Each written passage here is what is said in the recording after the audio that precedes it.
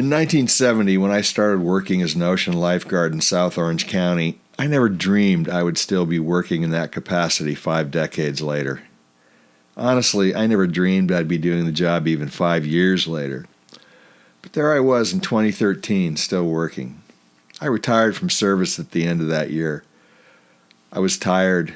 The training, my diminished physical capabilities, the stress of crowded days, enforcing the law, the occasional lawsuits to be endured, the constant and indecipherable schemes and dogma emanating from state bureaucracy. I was ready to go. But I didn't understand then how deep the job had crawled into my soul, how much it had affected my perspective on life, how incidents I responded to changed me, not always for the better, and altered my perception of my fellow man. As of this writing, I've not been a lifeguard for over 7 years, and you'd think in that amount of time, I'd put it all behind me, forget about it, move on. I don't know how it is for others, but that's impossible for me. I did it for so long because it was endlessly compelling, and I adored and respected the people I worked with. Lifeguarding is part of the fiber of my being. It's a rare day I don't think about things I saw and did as a lifeguard. I frequently dream at night about rescue boats and rip currents and riding waves. And in those dreams, I sometimes hear the echoes of grieving family members and friends as they watch their loved ones' remains placed in the back of a coroner's van. I dream of the pressure and the sinking feeling that my actions, my decisions, could cost someone their life. I dream about the people I worked with who still populate my life because they were and remain unforgettable. Being an ocean lifeguard is a unique way to make a living. It's not something you just walk out on when you're done as though it had no significance in your life, particularly if you've done it for a long time. It remains a living thing in your heart. I'm still trying to make sense of the things I saw and did in my job, the many collisions with reality that constitute the duties of a lifeguard. Like many of my cohorts, past and present, I'm still searching to find some kind of rationale that will absolve me of culpability for incidents I responded to, events that didn't end entirely well. Many of them are still hanging fire in my mind, and I'm coming to understand that with some, I will probably never receive the absolution I'm looking for. With that in mind, I'd like to share some short stories from my as yet unpublished book, Neptune Wept, a book I wrote in the hope that revisiting these events will illuminate a way for me to make peace with some of them. The name of this story is Like She Was My Own Mother, and it depicts the ironic and challenging situations and decisions that lifeguards have to make in the course of their duties. Like most lifeguards, I started in the trenches working towers and worked my way up to relief guard. After working several years, I was entrusted with duty in a 2-man patrol car. As a seasonal and permanent guard, I worked in that capacity for almost 30 years. One of the last times I was assigned to work a patrol car in the summer was a hot, sunny, crowded August day at San Clemente State Beach in the year 2000. The surf was 6 feet and we'd been busy. Amongst the 8 lifeguards working that day, we probably had 60 rescues between us. It was my final year working on the front lines. I was 49 years old. At about 2 p.m., we received a request to back up a double rescue at the foot of Avenida Calafia, where there's a large parking lot. Both of the lifeguards in the 2 towers there were in the water trying to stabilize the situation. I was riding in a patrol jeep with fellow lifeguard Tyrone Volbrecht. We were near Riviera Beach and swung the car around to head for Calafia, maybe 300 yards away. Because of the large crowd, we had to proceed slowly. We could see the guards outside the surf line tending to their victims. The rescue boat was on its way. As we approached the scene, we saw something no lifeguard ever wants to see: a group of people dragging an apparently unconscious person out of the water. We flipped on our siren and cleared out the crowd. The victim had been dragged out of the water by her arms with her chest pointed upward and her head flopped back. They plopped her down on the sand. Tyrone jumped out of the car and ran to assess her condition. I got the resuscitator and first aid gear out of the back of the car. Ty assessed her as I started to get the resuscitator ready. He called out, "No breath."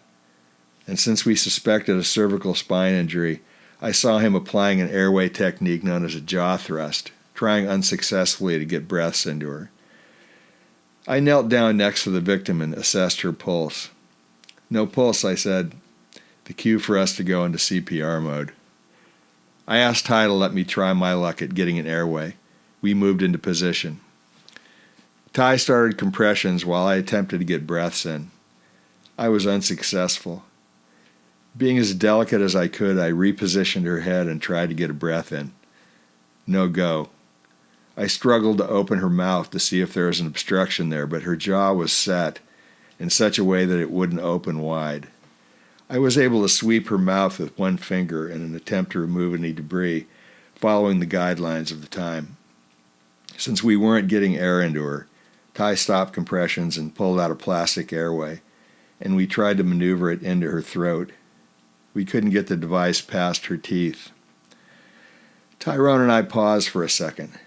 For her to survive, we needed to push air and oxygen into her, or she had no chance to live. The clock was ticking.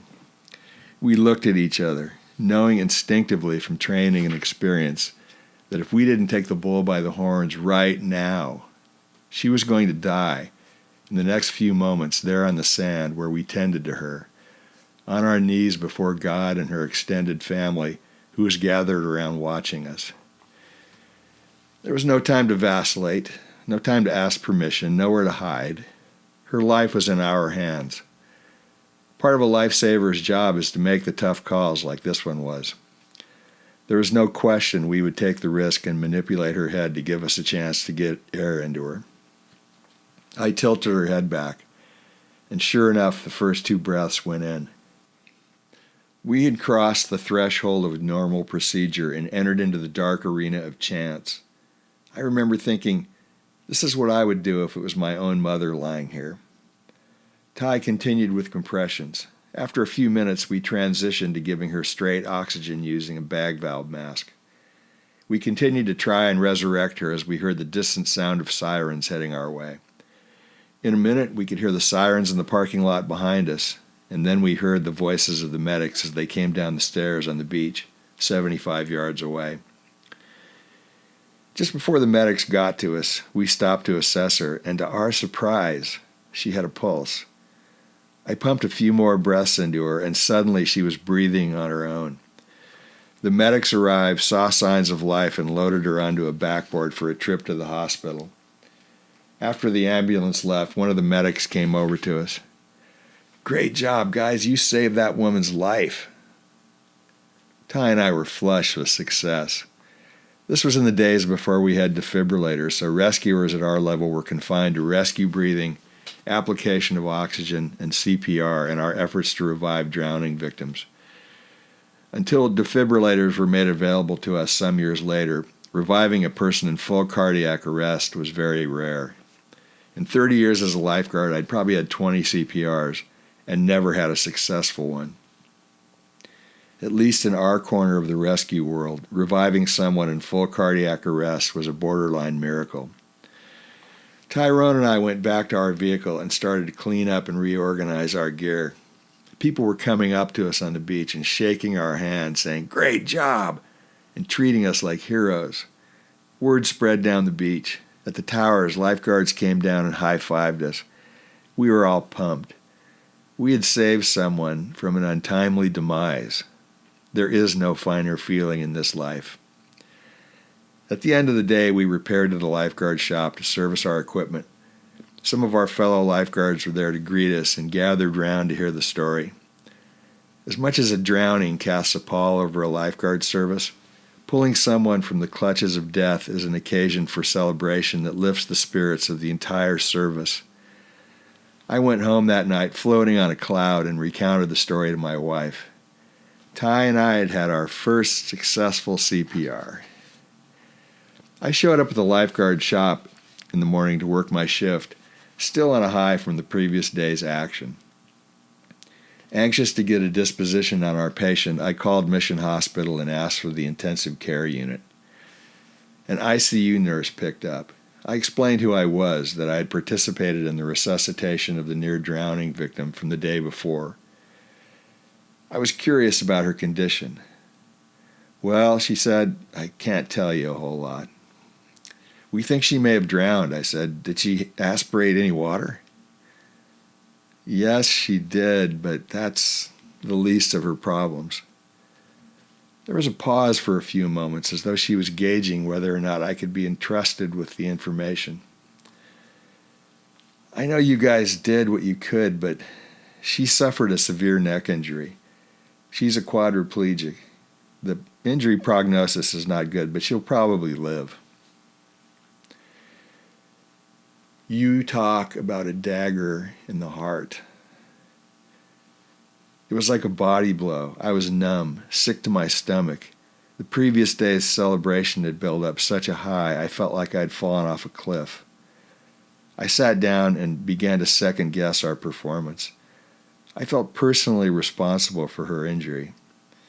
After about 10 minutes, realizing that my peers were expecting me to pull my weight on what would be another busy day, I got up, checked out my gear, and drove to the beach to work my shift. This event is something I still think about, even after the passage of decades. In that moment, Tyrone Volbrecht and I made a decision that will have affected the rest of that person's life as well as our own. I've always thought she's probably still out there, alive somewhere. We'll never know if we caused her injury or if it was already there from having been pitched headfirst down a steep wave. We took the leap of faith and came up short, and we lived with the consequences.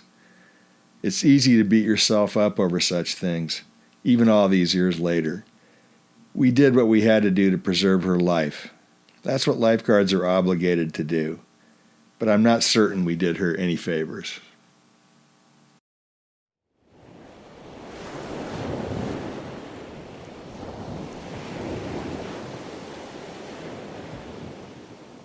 This next excerpt is about the sea life that lifeguards encounter nearly every day and the effects that contact has on the lifeguards.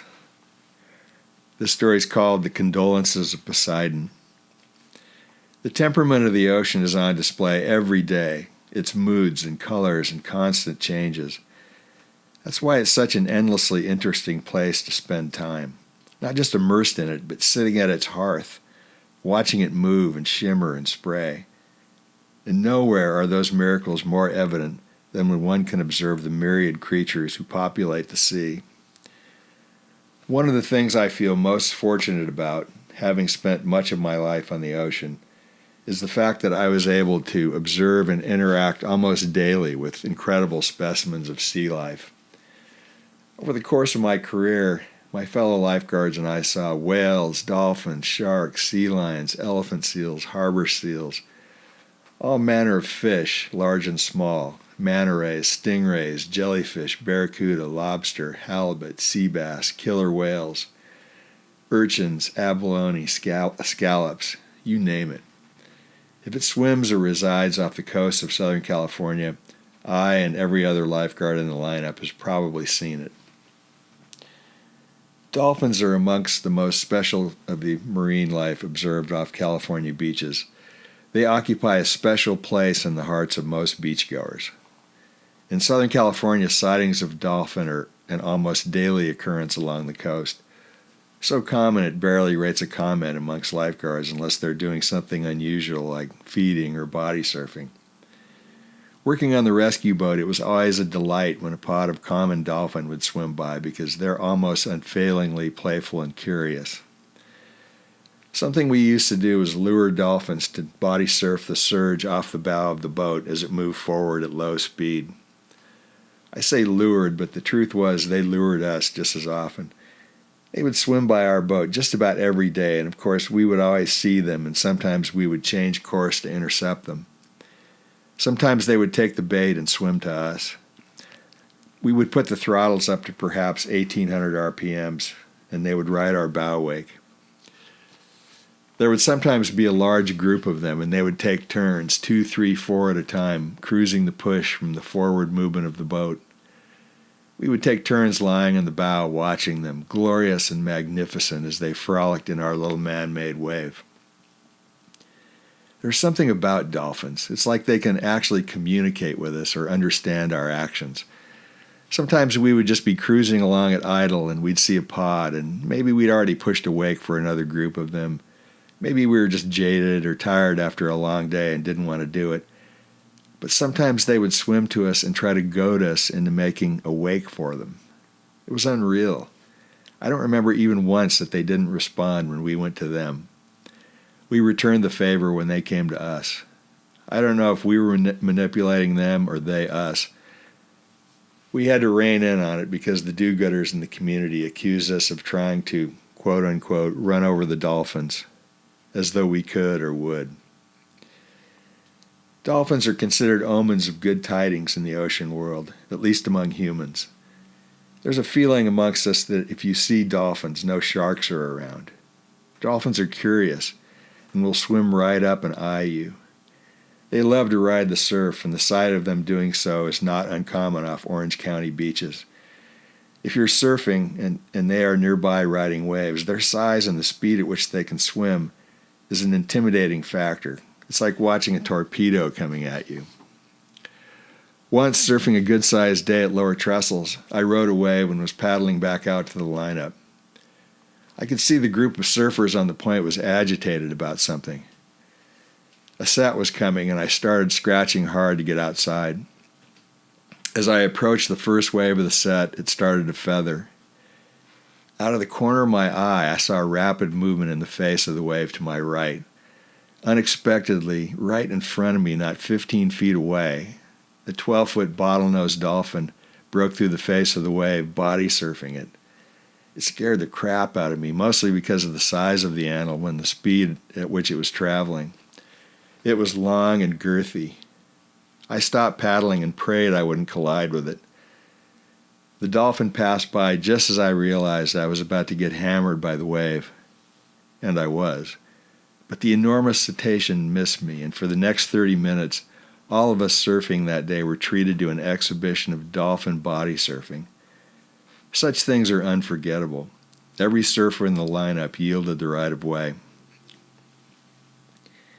Sometimes dolphins display an ethereal feel for the condition of mankind, an observation confirmed by an incident in 1996, when our community suffered a tragedy. A woman named Kathy Lineback succumbed to a cancer at 35 years of age. She was a friend to many of us, a gracious, fun woman, a joy to be around. Her brother Dan was a state lifeguard and remains a close personal friend of mine. Kathy left behind her husband Dave and a young daughter. A couple of weeks after she passed, Dan asked if I would pilot the rescue boat offshore so the family could scatter her ashes. I met one winter morning at Dana Point Harbor with Dan and Dave, and we steered to the harbor entrance. Once outside the jetties, I asked Dan where he wanted to go. Just start heading for Catalina. I'll let you know when we're in the spot. I throttled up to a comfortable speed, and we headed out to sea, reflective in our silence. About 15 miles out, Dan said, "This looks good." We stopped and drifted. It was a glassy, windless day, and the sea was rolling with a slight swell. Dan and Dave stepped onto the aft deck with the urn containing Kathy's ashes. They said a few words. They embraced and started to prepare for the spreading of her remains. I joined them on the aft deck. I had the honor of taking people to sea to spread the ashes of loved ones on many occasions, including those of my own family members, and when the ashes were poured into the sea, on every occasion they would spread out on the surface. They didn't scatter right away. And it always seemed to me that the ashes, now released from their incarceration, would perform a dance in a sort of last animate act before sinking to the bottom of the sea. I always felt you could feel the presence of the deceased lingering for a few moments on the surface of the water, saying his or her last goodbyes. The urn that held the ashes in this case was actually a little log cabin that Dave and Kathy's daughter Kirby had picked out for the occasion. The cabin was set adrift off the stern of the boat, and the ashes began to leak out of it. We all stood back as the ashes spread into the form of an angel. We all smiled. Tears were shed. We all became aware of a gathering watery commotion, like the sound of a river as it passes by. We looked up, trying to identify what we were hearing. Suddenly Dan said, "Oh my God, look at that!" I finally saw it more than a half mile off. The ocean was frothing, and in a glassy sea, the visual was like something you see when a large group of fish attacks a bait ball, except the depth and breadth of the ferment stretched over a long distance. As the turmoil drew nearer, we finally realized what it was. An enormous pod of Pacific white-sided dolphin headed directly for us, swimming fast, leaping from the water in obvious pursuit of something important. The pod engulfed the vessel, splashing, darting, the ones closest looking at us as they leaped clear of the water. I looked port and starboard, and for more than a half mile on either side of the boat, all you could see was white-sided dolphins leaning into their task. The sound of their passing was like a waterfall, thousands of cetaceans swimming by, and it was hard not to imagine that it was the sea offering up condolences, a tribute to the spirit of Kathy Lineback. We had left Dana Point, headed to a random spot in the middle of the Catalina Channel, had committed her ashes to the sea, and within moments were surrounded by the messengers of Poseidon's homage to our friend. Call it a coincidence, call it luck. It wasn't either. It was a convergence of magic, of the will of whatever power is out there, saying goodbye to Dan's sister, Dave's wife, and Kirby's mother. And dolphins were sent to convey the message, swimming by us as one, like a funeral procession, like a parade, like a celebration of her life. It's the most divine and extraordinary event I ever witnessed in the ocean.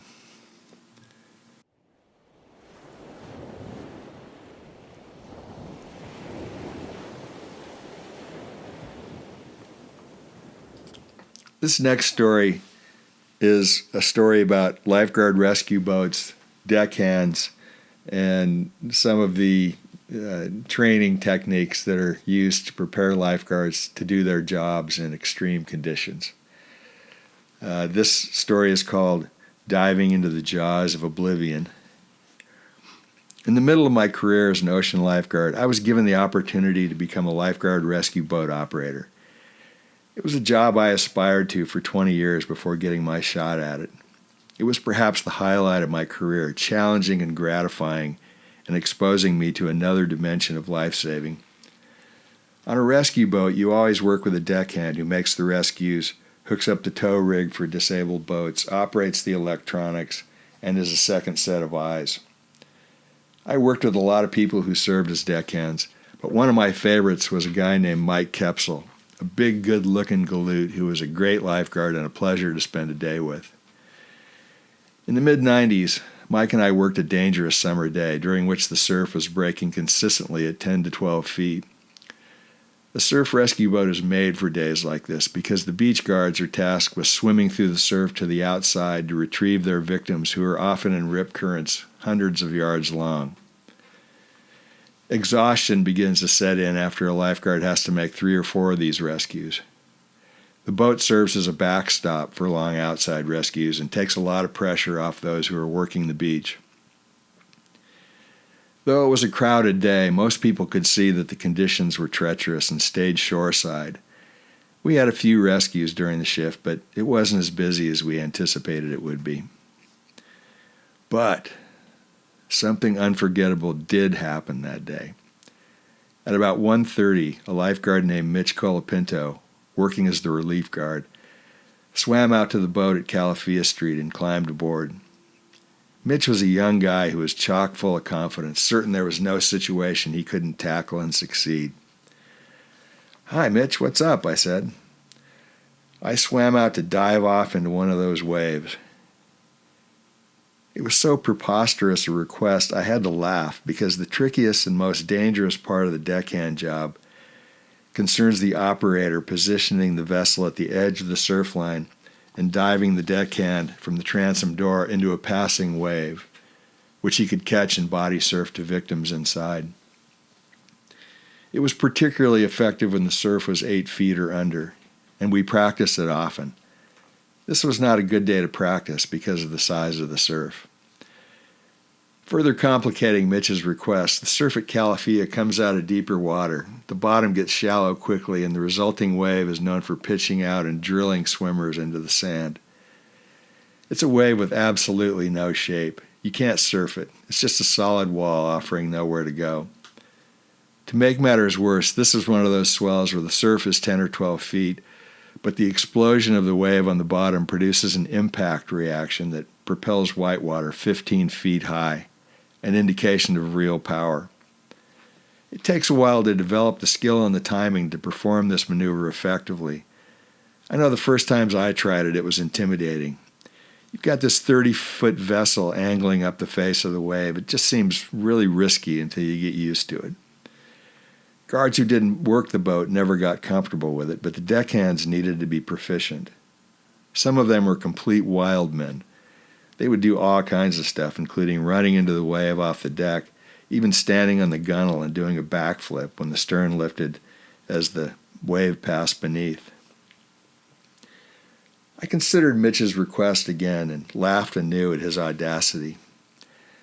"Are you kidding me?" I asked. "No, man. I'm fired up," he replied. I normally would have refused to facilitate such a request. On a day with these conditions, it's just too risky, too dangerous for the guard, but Mitch was such a great young waterman, I thought, if anyone can survive this, he can. I also figured there was a chance it might take him down a peg, maybe give him the opportunity to take on a dash of humility, a quality that hadn't yet reached its potential in Mitch. I looked at Kepsel and asked him what he thought. He shrugged and spit out the husk of a sunflower seed. "It's your call, boss." I turned to Mitch. "Okay, man, it's your funeral." It wasn't long before a Derby-winning macker appeared on the horizon. I looked at Mitch, and he scrambled into the transom door, giving me the thumbs up with a big smile on his face. "Wait until I give you the signal, Mitch." He nodded in the affirmative. So the wave came. We went up the face. I signaled Mitch to go, and he dove off the boat into oblivion. There was nowhere to go but down, quickly. He disappeared inside. People on the beach stood up and pointed, their eyes wide with the spectacle playing out in front of them. The wall of water exploded on the bottom, and we recoiled at what we knew was probably a severe thrashing being administered to Mitch by our Mother Ocean. We saw the top of Mitch's head pop up for a second, then disappear again into the maelstrom. About 10 seconds later, we saw Mitch pop up inside.